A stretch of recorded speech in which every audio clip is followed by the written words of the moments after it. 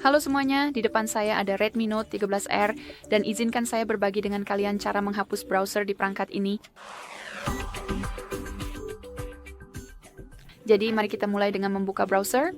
Yes, dalam Hapus Data itu akan menjadi yang disediakan oleh pengembang, dan setelah masuk kita harus membuka katakanlah ikon profil ini. Sekarang ketuk pengaturan di sudut kanan atas, gulir ke bawah dan temukan hapus data. Dan di sini kita bisa menghapus semuanya secara manual. Jadi ketuk hapus cache dan hapus cache dengan mengonfirmasinya menggunakan tombol. Oke. Kalian bisa lihat bahwa opsi ini saat ini tidak aktif, atau kita bisa menghapus semuanya. Jadi semua kompartemen yang terdaftar di sini cukup ketuk hapus semua dan konfirmasikan dengan oke. Dan seperti yang kalian lihat semuanya akan dihapus. Baiklah, itu saja. Terima kasih banyak telah menonton. Saya harap video ini bermanfaat. Dan jika iya, silakan tekan tombol berlangganan dan tinggalkan tombol ke atas.